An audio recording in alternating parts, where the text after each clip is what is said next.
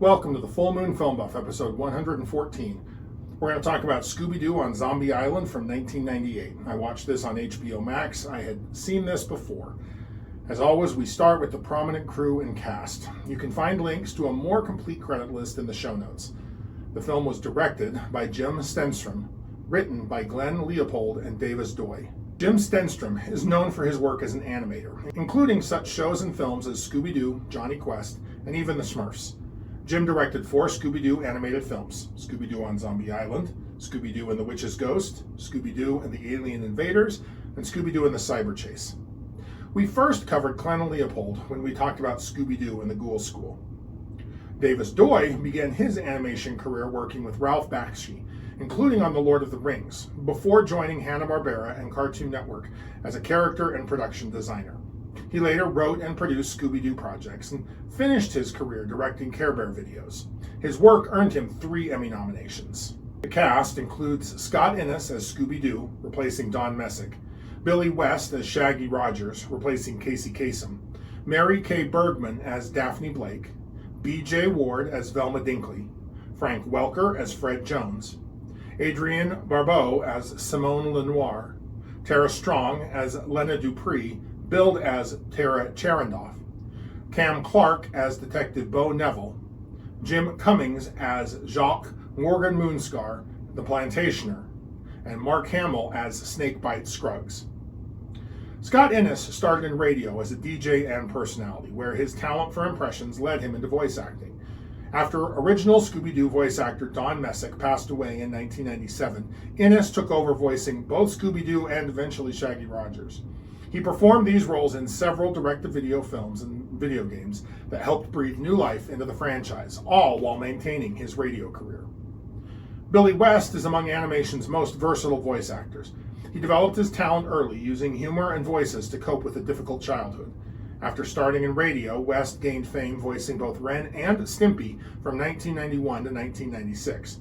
His most impressive credit came when he landed multiple lead roles in Futurama, voicing Philip J. Fry, Professor Farnsworth, Dr. Zoidberg, and Zap Brannigan, often in the same scene.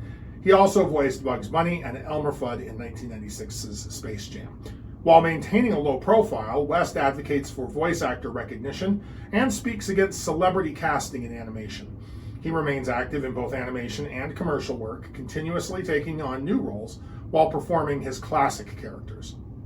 Mary Kay Bergman was a brilliant voice actress who began her remarkable career in 1989 as Disney's official Snow White.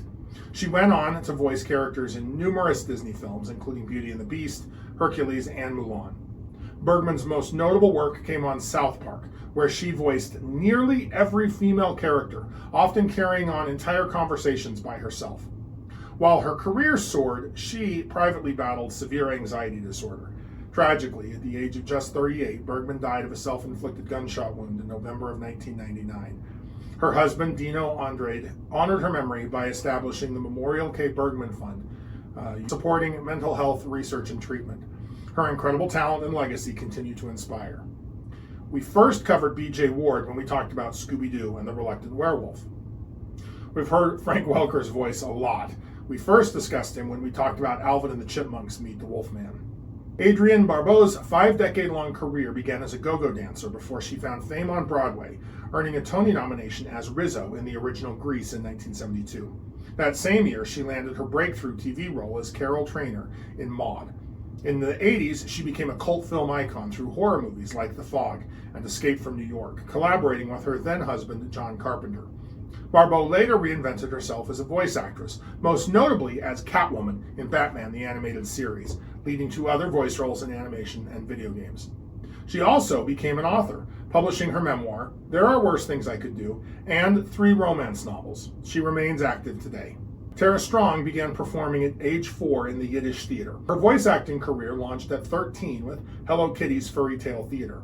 After moving to Los Angeles, she landed iconic roles such as Batgirl, Dill Pickles in Rugrats, and Bubbles in the Powerpuff Girls.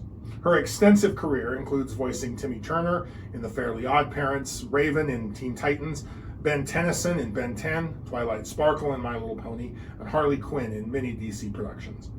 Beyond animation, she's voiced characters in major video games like Final Fantasy X and appeared in live-action shows. Strong advocates for voice actor recognition and regularly connects with fans at conventions and on social media, and devotes time to children's and animal charities.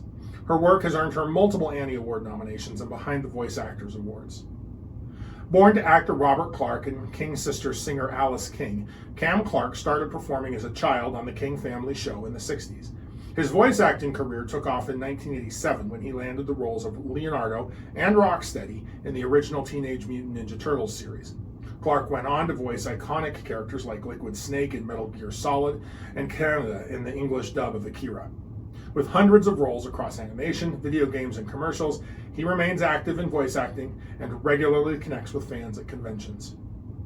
Jim Cummings' 4-decade voice acting career took off in the mid-80s at Disney, where he succeeded Sterling Holloway as Winnie the Pooh.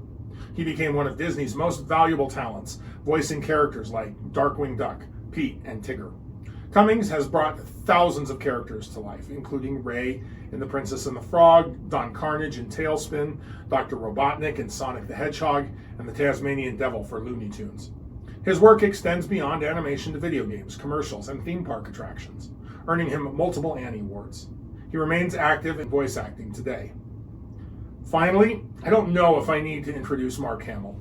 He is famously known as Luke Skywalker in the Star Wars franchise, the hero of arguably the biggest film franchise in history. But his career as a voice actor is perhaps more impressive and influential. His most iconic voice role is the Joker, beginning with Batman the Animated Series in 1992. He continued voicing the character in numerous other DC animated projects and video games for over 20 years. His interpretation of the character is a perfect balance of comedy and menace, setting a standard that many consider the definitive version of the character. Beyond the Joker, Hamill has lent his voice to countless animated series. He voiced Fire Lord Osai in Avatar: The Last Airbender and Hobgoblin in Spider-Man: The Animated Series. His video game work is equally impressive. He voices both heroes and villains with equal conviction, making him one of the most sought-after voice actors in the industry. I highly recommend this film for Scooby-Doo fans, animation enthusiasts, and lycanthrope lovers. It successfully balances nostalgia with genuine horror elements, creating something special in the franchise's history. This isn't just the gang solves another mystery. It's a legitimately creepy supernatural thriller that respects its audience's intelligence. The villains aren't werewolves, but they do absolutely fit the scope of the project. As a tidbit, this movie was a big step in Daphne's character. In previous franchise installments, she was known as danger-prone Daphne due to constantly being captured or kidnapped. In this movie, when a zombie grabs her, she flips him over, indicating she's learned some self-defense. Subsequent films and series would follow suit to move the character beyond the stereotypical damsel in distress. Additionally, this is the first Scooby-Doo production that hints at a romantic relationship between Fred and Daphne. She gets jealous when he takes a shine to Lena, and he gets upset when she is interested in Bo. So now, let's review the synopsis. The Scooby Gang is chased around an old castle by a moat monster. The monster is eventually unmasked as Mr. Beeman, a real estate agent using the castle to print counterfeit money. It turns out Daphne is telling this story on a talk show while promoting her mystery travel series, Coast to Coast with Daphne Blake. Daphne explains it was one of her most frightening mysteries.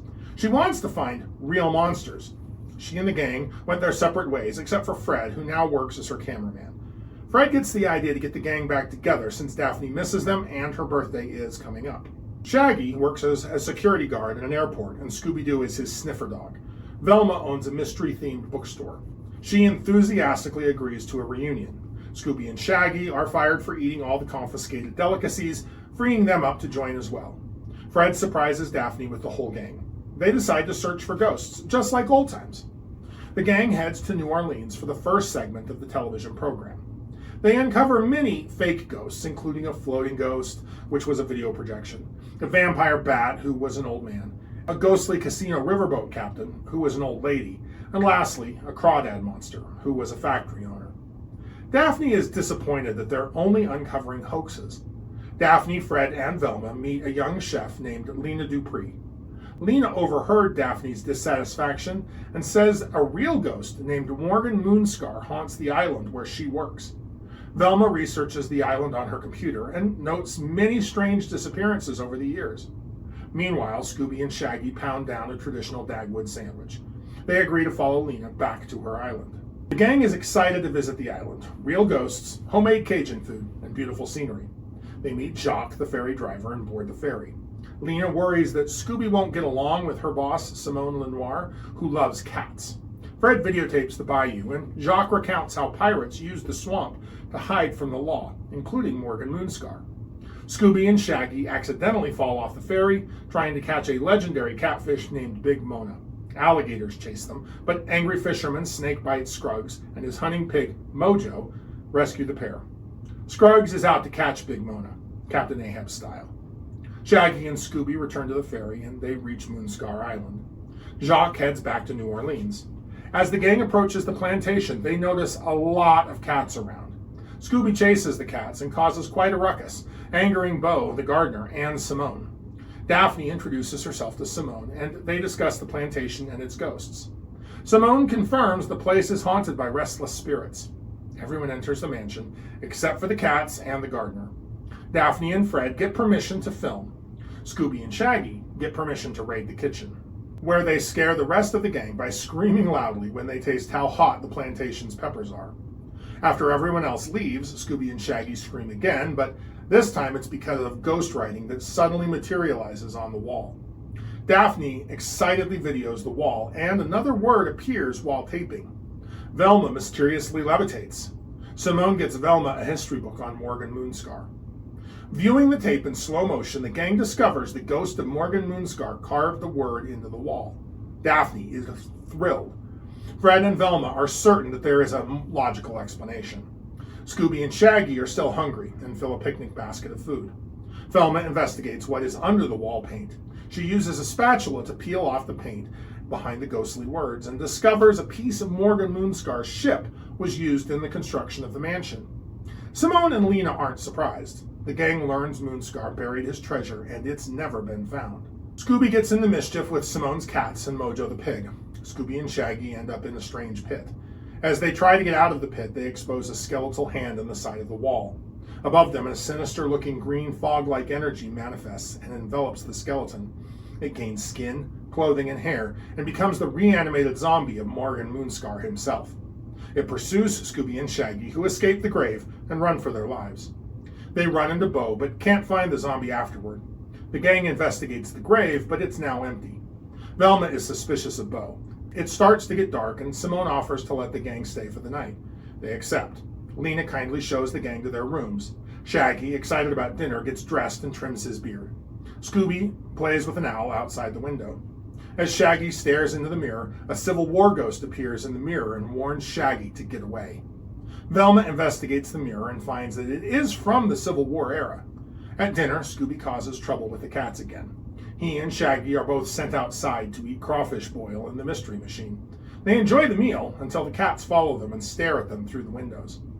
Shaggy drives the van away to shake off the cats. Meanwhile, Fred and Velma theorize why someone in a pirate mask would want to scare everyone off the island. Treasure? Smuggling? Oil? Daphne still hopes for a supernatural explanation.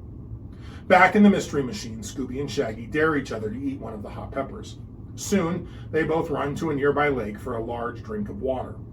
The mysterious green fog reappears and seeps into the bottom of the lake. Zombies rise all around them. The Mystery Machine gets stuck in the mud. Shaggy and Scooby again bump into Beau, who was out in the forest late at night carrying a lantern. His eye pupils appear blank, and they assume that he is a zombie too and flee into the night.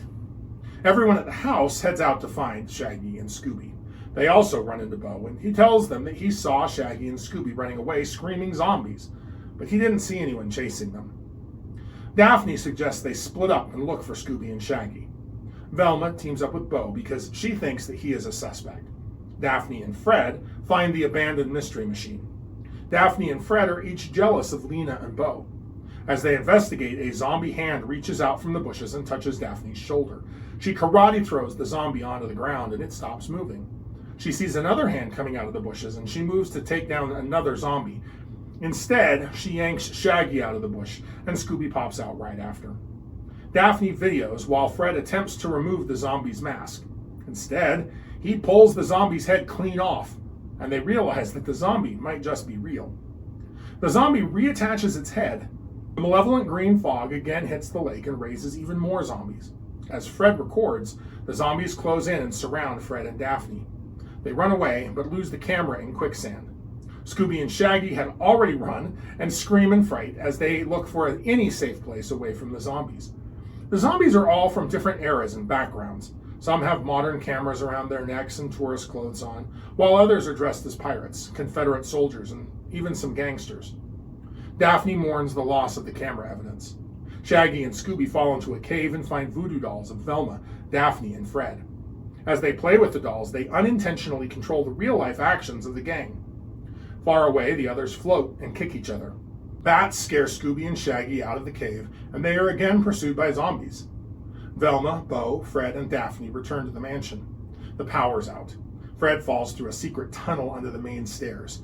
He finds Lena, who reports she and Simone were attacked by zombies. Lena says they grabbed Simone and dragged her down the tunnel.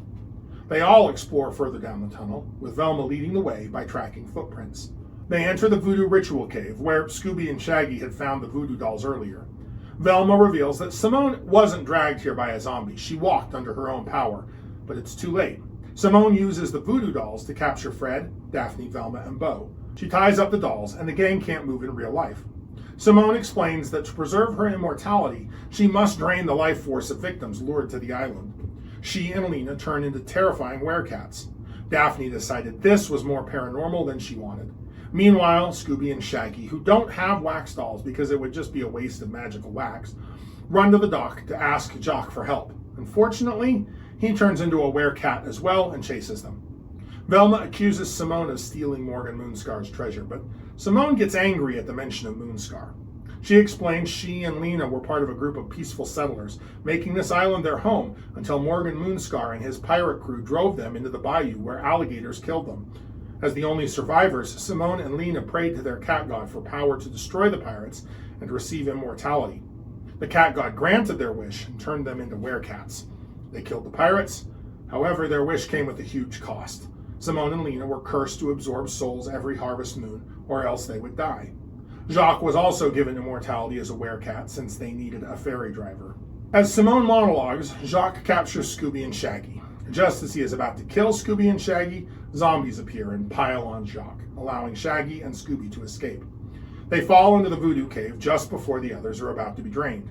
Simone has had enough of Scooby, just because he's a dog, and she and Lena transform into stronger werecat forms and chase Scooby and Shaggy around the room. The tied-up crew starts melting when their wax dolls get too close to a flame. Velma reaches for her voodoo doll with her feet and unties it. Just as Lena and Simone catch Scooby and Shaggy, zombies enter the room and chase the werecats. Daphne realizes that the zombies are the good guys and warns Shaggy about the werecats. Shaggy and Scooby try to get away when Jacques appears. Simone and Lena grab them and begin to drain Shaggy and Scooby's life force. Daphne and Velma, now free, make voodoo dolls of Simone and Lena and use them to rescue Shaggy and Scooby. They capture the werecats. Shaggy and Scooby's life force is restored as Bo and Fred check on them. Suddenly, the three werecats and the zombies shake and shrivel up into bones and then dust. Midnight has passed, and the werecats failed to drain life force in time. The eerie green light snakes throughout the room. The zombies are avenged and can finally rest in peace. As the gang witnesses the spirits ascend into the sky, the Civil War captain manifests briefly and thanks the gang for avenging them, much to Scooby's discomfort upon realizing that he's seeing an actual ghost. The gang realizes none of what they just experienced was documented on video and mourns that no one will believe them. Bo says that may not be true. He's actually a detective investigating the disappearances on the island. After admiring a beautiful sunrise, the gang drives into the ferry and heads back home. However, all of Simone's cats show up on the ferry as well, and their eyes oddly emit an eerie glow, much to Scooby's dismay. The transformation sequences in this film are notably intense for a Scooby-Doo property. The werecat transformations are detailed and horrific, showing painful physical changes that might be too intense for younger viewers. The werecats have two distinct forms, a more human-looking intermediate form and a more powerful, fully cat-person look inspired by more modern werewolves and beasts. The zombies also feature detailed decomposition effects that push the boundaries of what was expected from the franchise at the time. Moving on to Werewolf Lore. First, I have to note the similarities in plot and outline to the Stephen King pen, The Sleepwalkers from 1992. We have cat people who have to drain the life force from human beings to maintain their lives. Both films do go in very different directions from that basic premise. While the film combines multiple supernatural elements, it doesn't focus a lot of attention on the werecat lore. Scooby-Doo on Zombie Island stands as a masterclass in balancing nostalgia with innovation. The film begins by deliberately playing with audiences' expectations, showing the Mystery Inc. gang solving a typical case complete with a masked criminal. However, this familiar scene serves as a springboard into uncharted territory, acknowledging the franchise's history while signaling a bold new direction. The film's genius lies in its first act. We find the gang separated and jaded by years of exposing fake ghosts and unmasking mundane criminals. The story validates the audience's ennui over the formula. This makes the introduction of genuine supernatural threats all the more impactful. When Fred pulls off a zombie's head and finds that it's genuinely undead, decades of man in a mask revelations are shattered in a single shocking moment. The mature themes and darker tone emerge naturally from this twist. The story ventures into territory previously unthinkable for the franchise, including death, human sacrifice, and genuine peril. These elements never feel gratuitous because they were earned through careful storytelling development. The separation and reunion of the gang serve multiple purposes, reflecting both the franchise's evolution and adding emotional depth to these beloved characters. Each member has grown while maintaining their essential nature. Fred channels his leadership into television, Daphne pursues journalism, Velma runs a mystery bookshop, and Shaggy and Scooby are security guards. This film reunites the gang both in the text of the film and also on a metatextual level. Fred, Daphne, and Velma were not major parts of the Scooby-Doo media of the 90s. This direct-to-video release puts the gang back together on the screen, both as a paranormal investigation team and as a media franchise. When they reunite, their individual growth makes their teamwork even more effective. Despite their time apart, the core dynamic remains unchanged, proving that some bonds strengthen with time. Through this careful balance of old and new, Zombie Island demonstrates how a classic franchise can evolve while honoring its roots.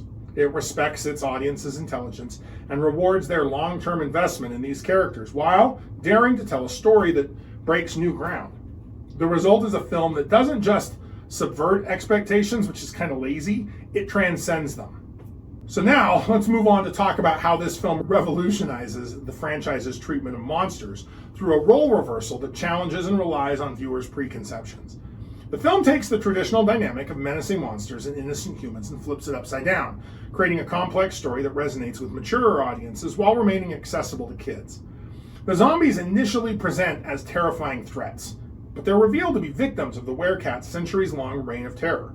These undead sailors and settlers, rather than being malevolent entities, are trying to protect the living from sharing their fate. Their decomposing appearances and haunting moans mask their true role as guardians, attempting to warn others away from the island's genuine evil. In stark contrast, the film's actual antagonists initially appear as helpful humans. Simone, Lena, and Jacques, who present themselves as charming Southern hospitality personified, are revealed to be immortal werecats, draining the life force from innocent visitors for centuries. Yes, they originally got revenge on the violent pirates who stole their home and murdered their fellow settlers, but they've moved on to innocent tourists and other settlers with ease. And by the time Mystery Inc. shows up, there's not even a hint of a moral qualm over what they intend to do. The transformation from gracious hosts to supernatural predators serves as the film's central twist, reversing the franchise's traditional man in a mask exposures by presenting monsters who are wearing human masks instead. The moral complexity deepens with the revelation of the werecat's origin story. As settlers who were persecuted, their turn to dark magic is understandable. The requirement to survive through human sacrifice adds a tragic dimension to their villainy. Their actions are unquestionably evil, but their motivation stems from the very human desire for survival. This nuanced portrayal challenges the simple good versus evil dynamics that are typically found in children's entertainment, suggesting that sometimes the most monstrous actions are motivated by human pain and suffering. Lastly, I want to take a second and talk about how this movie transforms Daphne Blake's character, recasting her from the franchise's traditional damsel in distress into a dynamic, self-assured leader. The film opens with Daphne having established herself as the host of Coast to Coast with Daphne Blake, a successful television show investigating supernatural phenomena. This career choice establishes her growth while honoring her past. She's turned her teenage mystery-solving experience into a professional pursuit. Throughout the film, Daphne consistently demonstrates her capability and independence. When faced with supernatural threats, she doesn't wait to be rescued, but instead employs impressive martial arts skills against the zombie horde. This physical prowess represents a complete reversal of her earlier characterization. She's developed mentally and physically during her time away from Mystery Inc. Her initiative drives the film's narrative. It's Daphne's wishes that bring the gang back together, and it's her professional determination to find genuine supernatural phenomena that leads them to Moonscar Island. Rather than passively following others' leads, she actively shapes the investigation, demonstrating confident decision-making skills and leadership qualities that were previously underdeveloped. Perhaps most impressively, Daphne manages to balance her ambitions with team dynamics. While she's grown into her own person with individual goals, she seamlessly reintegrates with the gang when circumstances require it. Her evolution has not come at the cost of her core character traits. She's still the same caring, fashionable, and intelligent person, but now with added layers of confidence and competence. Through Daphne's portrayal in Zombie Island, the franchise demonstrated how a classic character could be updated for modern audiences while maintaining their essential appeal. Her transformation from damsel to dynamic lead served as a template for future iterations of the character and showed young viewers that growth and change are natural parts of life, even for beloved cartoon characters. So, if you like lycanthropes, like, share, and subscribe. Contribute your thoughts and additional observations in the comments below. Let me know what I missed or what you noticed. Next, I plan on discussing The Werewolf Reborn from 1998. Keep your eye on the moon, a silver bullet in the chamber, and we'll see you back here next episode.